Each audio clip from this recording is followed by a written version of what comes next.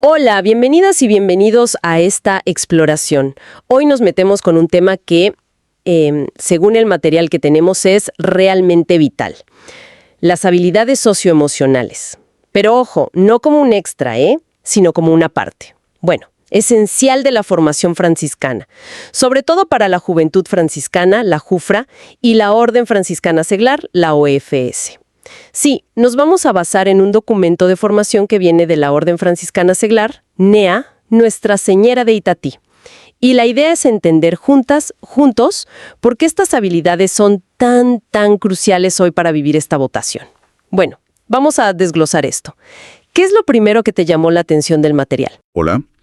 Pues mira, lo primero es que el material va directo al grano, Pone las emociones y las relaciones, digamos, en el centro del desarrollo integral.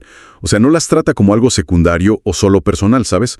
Sino como algo fundamental para el camino de fe y, claro, para la vida comunitaria franciscana. Y arranca fuerte, sí, conectando esto con algo que quizá no es lo primero que se nos viene a la mente, la neurociencia. Menciona que nuestro cerebro está, por diseño, preparado para relacionarse, para conectar, y que las emociones son como una brújula, ¿no? Que guía cómo percibimos, cómo decidimos, cómo nos vinculamos. Y dice que esto va más allá del bienestar de uno mismo, que impacta en la armonía de la comunidad y hasta en la conexión con Dios. Exacto. Y lo fascinante aquí es cómo el texto conecta esta idea, que viene de la ciencia, directamente con Francisco de Asís. Lo presenta como un ejemplo vivo, ¿no? De esa paz, esa alegría que nacen de ser auténtico, de la humildad al tratar a los demás, de esa apertura a Dios y esa empatía tan característica suya, hasta con la creación. El material sugiere que, para vivir la fraternidad franciscana de verdad, pues gestionar las emociones no es una opción, es la base. Al final, la espiritualidad franciscana es como una invitación a la armonía, a la generosidad, pero empezando por uno mismo. Tiene todo el sentido. Entonces, si hablamos de beneficios concretos, ¿cuáles destaca el documento? No una lista larga, sino lo esencial, lo que más impacta en la vida franciscana, digamos. Claro. Más allá de lo personal como sentirse más estable o tomar mejores decisiones, el foco está en cómo esto transforma la convivencia, ¿entiendes? Para la vida en fraternidad, en JUFRA, en la OFS, el texto subraya que estas habilidades son las que permiten una escucha activa de verdad, un respeto profundo por las diferencias, una empatía que se siente, no solo que se piensa, y algo súper importante en el franciscanismo, la capacidad de perdonar y de reconciliarse. De verdad. Entiendo. O sea que no es solo cuestión de llevarse bien superficialmente, sino de poder vivir los valores centrales. Justamente. El documento argumenta que esta capacidad de vivir con autenticidad y compasión es en sí misma un testimonio cristiano muy potente. Es como si la misericordia de Dios se hiciera visible en comunidades que saben relacionarse de forma sana. La formación franciscana busca vivir la humildad, la paz, la sencillez, el amor. Y para eso, pues, se necesita inteligencia emocional. No alcanza con saber la teoría, no. Hay que poder llevarla a la práctica diaria. Y para entender mejor qué es eso de la inteligencia emocional, el texto nombra a Howard Gardner con lo de las inteligencias múltiples, relacionándola con conocerse a uno mismo, la intrapersonal, y entender a los otros, la interpersonal. Pero donde profundiza más es en Daniel Goleman, ¿verdad? Sí. Goleman es quien popularizó el término. El documento toma su definición. Esa capacidad de identificar, entender, usar y, sobre todo, manejar las propias emociones de forma positiva. Y esto afecta a todo. A bajar el estrés, a comunicarnos mejor, a empatizar, a superar los líos, a resolver conflictos. Y menciona sus 5 componentes clave, que son como las piezas de este rompecabezas emocional. Autoconocimiento, autorregulación, motivación, empatía y habilidades sociales. Y aquí es donde se pone realmente interesante. El material insiste mucho en por qué esto es tan vital, tan necesario, específicamente para quienes viven la vocación franciscana en JUFRA y OFS. ¿Cuál dirías que es el meollo de esa urgencia? Pues la respuesta que da el texto es muy directa, porque el llamado de ellos es a vivir en fraternidad y al servicio. Es muy enfático en esto. Sin una inteligencia emocional desarrollada, gestionar las propias reacciones y entenderlas de los demás en la vida comunitaria, bueno, se vuelve dificilísimo. Piensa, si una persona no está conectada con lo que siente o no sabe cómo manejarlo de forma sana, ¿cómo puede vivir de verdad la paz, la fraternidad, el amor compasivo, que son, digamos, el corazón del carisma franciscano? Entonces no es algo que simplemente pasa o se da por sentado. Para nada. Y este es un punto clave del documento. La formación en estas habilidades no puede ser algo improvisado o dejado al azar, ¿sabes? Tiene que ser intencional, tiene que ser planificada, estructurada. El texto pide darle la misma importancia que a otros pilares formativos. Y esto plantea una pregunta importante sobre cómo se están integrando realmente estas habilidades en los planes de formación actuales, porque la consecuencia de no hacerlo, advierte el material, es una dificultad muy real para encarnar esos valores que definen la identidad franciscana. Entendido. Es una llamada a la acción formativa muy clara.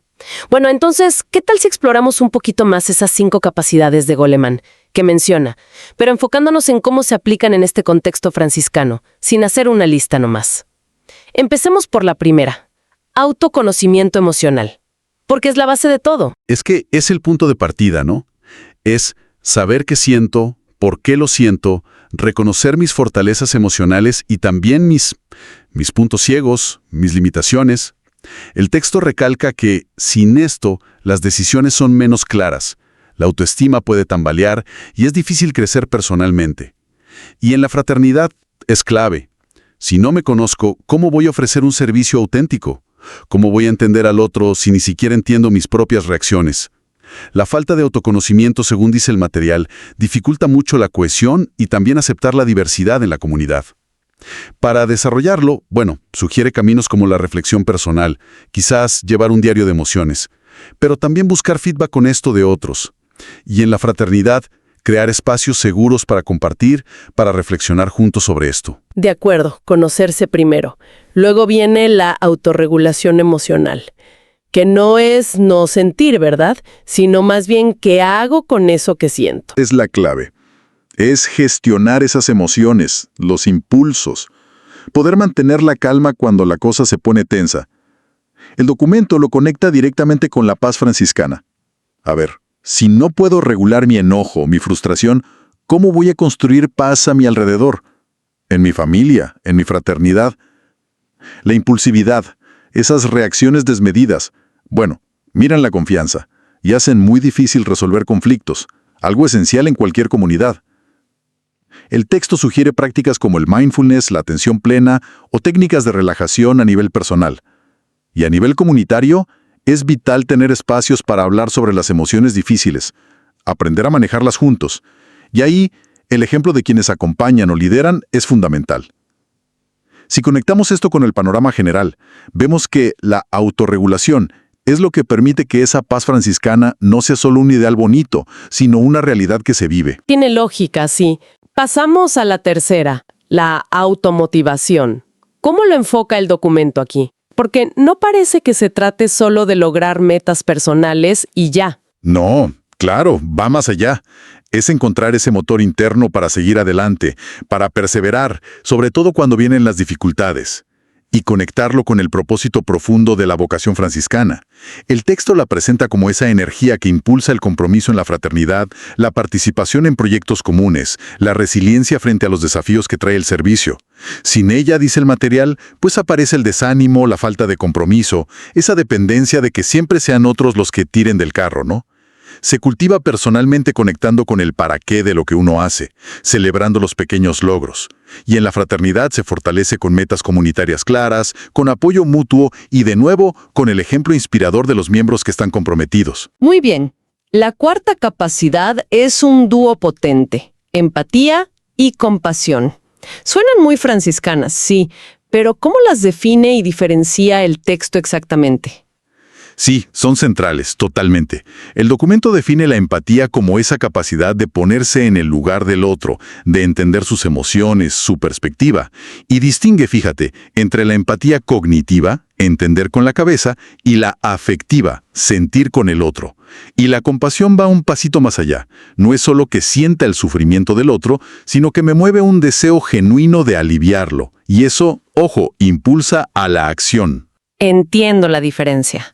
Una cosa es entender o sentir y otra es moverse a hacer algo. Precisamente, el material resalta que, sin empatía y compasión, las relaciones se enfrían, los conflictos se quedan ahí estancados y la fraternidad pierde su calor humano, su sentido de misión compartida. Son esenciales para construir lazos fuertes, un ambiente donde la gente se cuide mutuamente y para que el servicio no sea una tarea fría, sino una respuesta de amor a las necesidades del otro. Se desarrollan practicando la escucha activa, pero la escucha profunda, reflexionando sobre las propias emociones para poder entender las ajenas, y sobre todo, haciendo el esfuerzo consciente de actuar con compasión. En la fraternidad, esto se vive creando espacios de diálogo sincero, cuidándose unos a otros, participando juntos en acciones de servicio que respondan al sufrimiento. La conexión con el ejemplo de Francisco aquí es evidente y muy potente. Clarísimo. Y finalmente llegamos a las habilidades sociales. Esto suena como la puesta en práctica de todo lo anterior, en la interacción diaria, ¿no? Así es, exactamente. El texto las define como esas capacidades concretas que necesitamos para relacionarnos bien. Comunicar de forma clara, pero también respetuosa. Escuchar activamente. Saber negociar. Resolver conflictos de forma constructiva. Trabajar en equipo.